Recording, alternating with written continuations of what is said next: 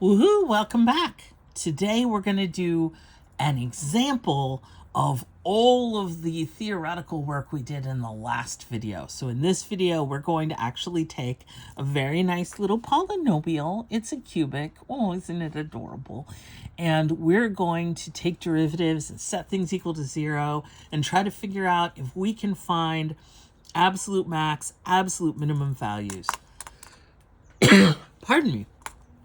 So, a reminder, because I couldn't remember, the book calls it a critical number. I call it a critical value. I think people call it different things.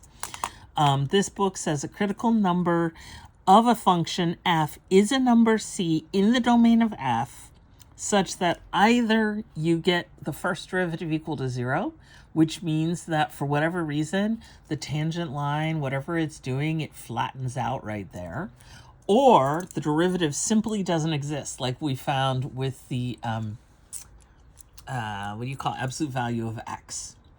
So that's what we're going to be looking for.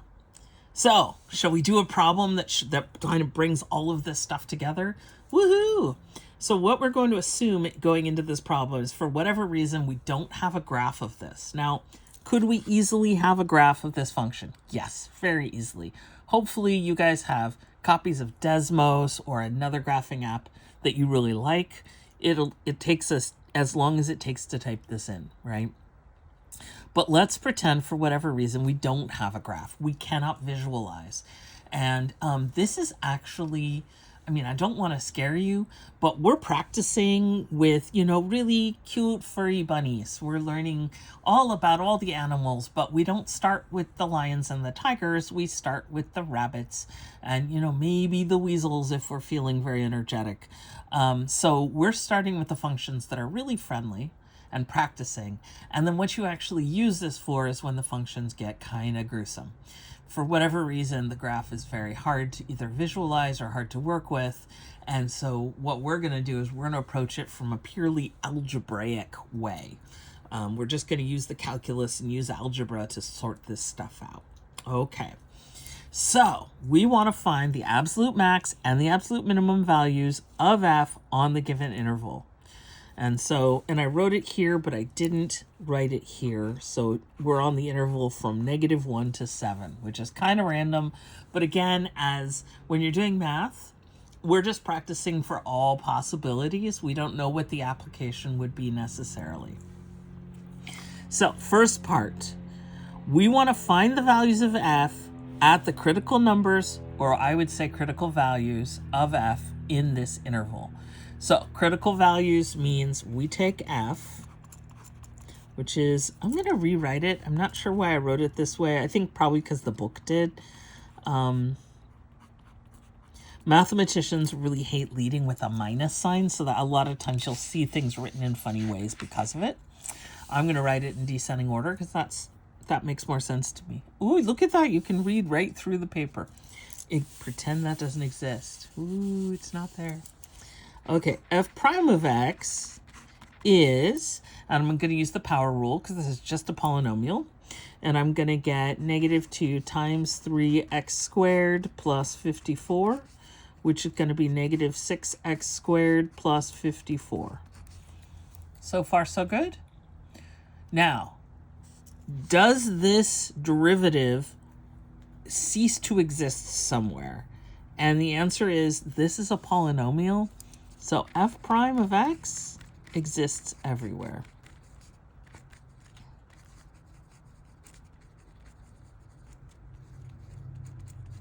So in the set of real numbers, it exists. And again, this is why the polynomials are the cute little bunny rabbits, maybe a little kitten or a puppy or something. And then we will deal with the, the alligators and the, basilisks later on. They'll be super fun. But right now we're just going to enjoy our puppies and kittens. So first derivative is going to exist everywhere. So looking for the point where the first derivative does not exist, that's moot. Now, when might that come up? Because I can hear you all saying, well, other than absolute value of x, when is that going to happen? Well, if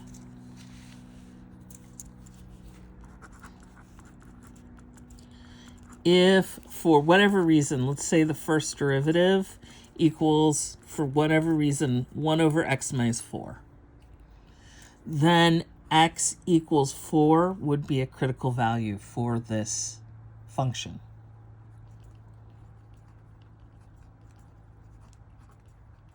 Does that make sense? So if we're not in sweet, fuzzy, bunny polynomial world, and if we're out with the scary, quotient rule world, if you get a first derivative that just, like, you get a 0 in the denominator or something like that, you need to look at that point and see what interesting things are happening there. There's something really interesting there. Is it guaranteed to be a local max or a local min? No. No, it's not. But it's still a point you need to investigate. Okay.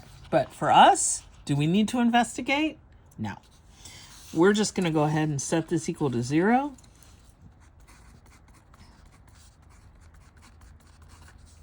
So I'm going to get 54 equals 6x squared. Add 6x squared to both sides. Divide both sides by 6. I get 9 equals x squared. So plus or minus 3 equals x. So those are my critical values.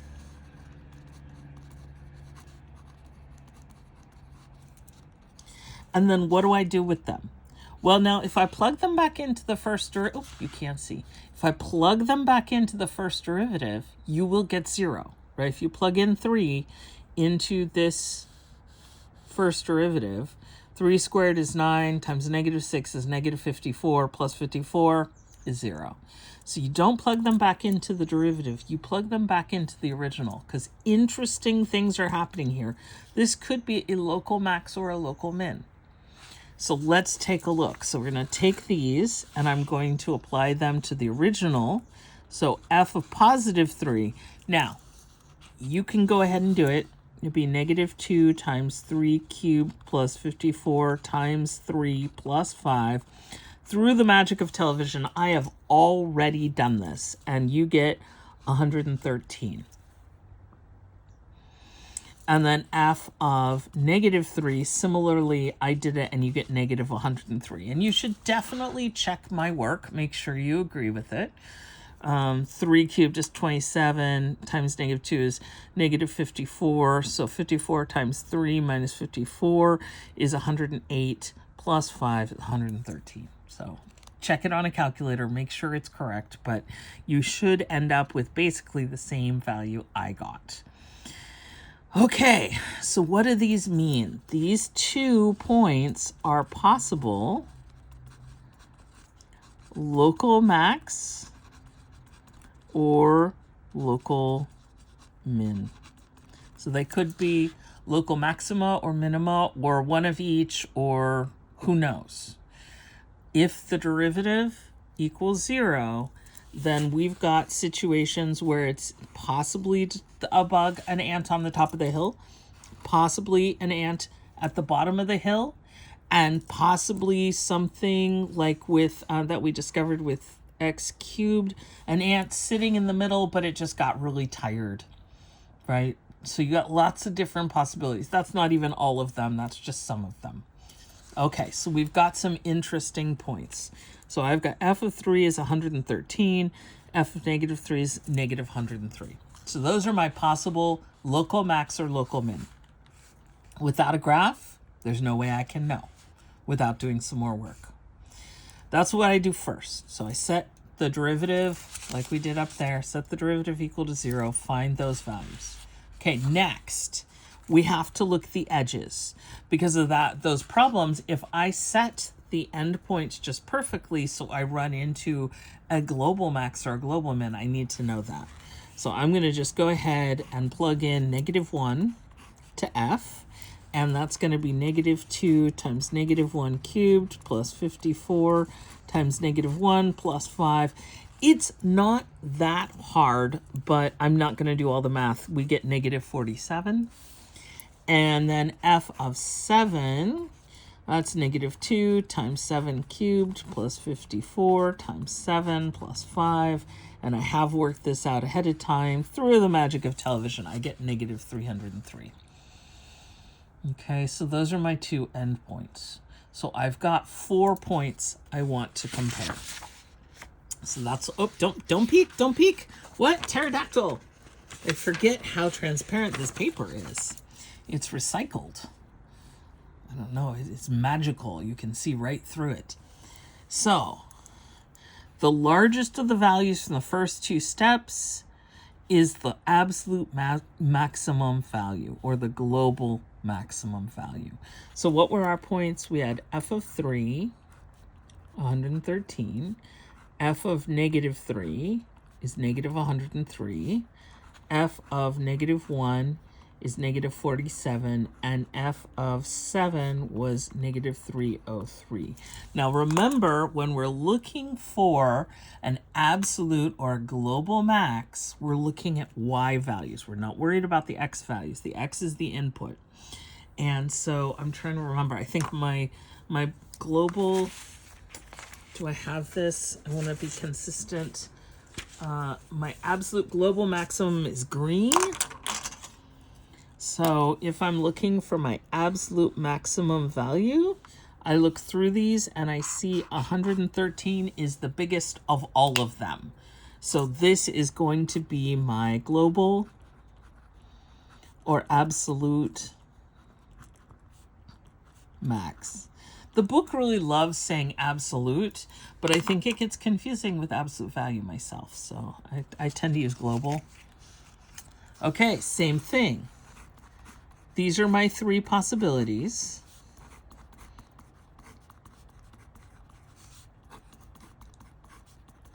Did I say 3? I meant 4. I can totally count. I am not just faking being a math teacher. Probably. Okay, so this was purple. And we've got the global, our absolute minimum value. And what we look for is the smallest one. And I see it right here. This is the smallest. So this is my global / absolute minimum. I don't know if you can hear that. I don't live very far from the Palo Alto airport. So lots of people, I'm recording this on a Sunday. Lots of people who own planes who are out practicing their touch and goes and trying to get their pilot license and all that fun stuff. So we get a lot of that here. Woohoo! Okay, so now I have eaten my graph. Let's take a look, because through the magic of television, I mean, this feels really uncomfortable for me. I don't know if it feels uncomfortable for you. We did all of this work, and let me remind you, these are the two that where the first derivative equals 0. So these are local extrema. Maybe, right? And then these two are the endpoints. So we're looking at any possible bumps up, bumps down, and we're also looking for the endpoints of the interval. So through the magic of television, and I'm gonna have to come out. Let me see if I can come out. Oh, you can see everything. Oh my goodness. You see the whole table, which is not completely cleared off, but there we go. It's got enough room for doing, videos. And so this is my f of x, which was the negative 2x cubed plus 54x plus 5. And so and I just asked Desmos to take a picture, to graph it, and I took a screenshot. We're looking at the interval. Did I eat it? The interval of... Oh, mis gatos. Oh, there it is. So right here, I'm looking at the interval from -1 to 7. So let's go ahead, and -1 is right here. there's that end point right there, really close to -50. And then I want to go all the way to 7, which is right here. Oh my goodness, it's way down there. That's at 7. Okay. And so the question is, in between here and here, so on this interval right here, what is our highest point in terms of y, and what is our lowest point? And then I'm going to say that my global max, which was green, if I'm looking at this graph, my global maximum is way up here. And then my global minimum is going to be down here. So this is the moment of truth. Does this match the work we did? So again, what we were looking for, we took a graph that we didn't have the graph of initially. We did a bunch of calculus and algebra to try to figure out what's the biggest y and what's the smallest y in an interval. And in fact, this is the smallest because it happens to be the endpoint. Now this endpoint doesn't win because it's kind of in the middle. So we've got the local max up here being the global max on this interval. And then we've got this other point that's just an endpoint being the global min. So is that what we thought would happen? We thought f of 3 at 113 would be our global max. Is this 3? Yes, in fact it is. So this is the point 3. What was it? 113. So this is the global max. It is also a local max, right? In its small little, in its state or in its city, it is the biggest. Okay, and then here, the smallest is the global absolute minimum, and that's at f of 7. This was one of the endpoints. And sure enough, 7, -303, this is the global or absolute minimum. Oh, mix? What? I'm glad you can't see. What? Pterodactyl. Look, what's going on over there? There we go. Global min. I wrote global mix. I don't know what that means. I may just be hungry. So the global minimum is this point. It's the end point. So what is the takeaway? The takeaway is you're going to need to search for 2 different sets of numbers. You're going to look for when the first derivative is 0. That'll give you those little bumps and those little valleys. You're also going to check endpoints because there's nothing special about this point in terms of the graph. It keeps, the graph just keeps going. So if I had extended it to 8, it would keep going. That would be a different global minimum. It is the minimum in this interval because it is on the endpoint. So you always check local max, local min, left endpoint, right endpoint. And you guys are awesome. Oh my goodness. I feel like we've climbed some mountains and skied down some into some valleys together. Woohoo! You guys did it though. Yay! We're done with this section. Okay, so what you want to do is take a break from watching videos right now. Just be like, oh, isn't this lovely? Maybe go show off to someone. Say, look what I can do. Look at the math I've been doing. This is incredible. Have everyone say, yay, yay, definitely. Woohoo, you're wonderful and amazing. And then take a break, touch some grass, find your happy place. And then when you're ready, do the homework. Do this homework first. The next section we're going to go into is going to add a whole whack ton of new theory on top. And so you want to just stay clear about what we're doing here. Just focus on these problems, then move to the next section. And I will see you then. Woohoo. You guys are amazing and awesome. Woohoo. Woohoo. I'm so excited. And, take care of yourselves. Go get something to drink. Get a little bit of rest, maybe a nap. A nap would be lovely. Or, go out to the Baylands and look up and watch the airplanes do their touch and goes. And, or I guess you look up and then down and then back up again. But you know what I mean. Oh,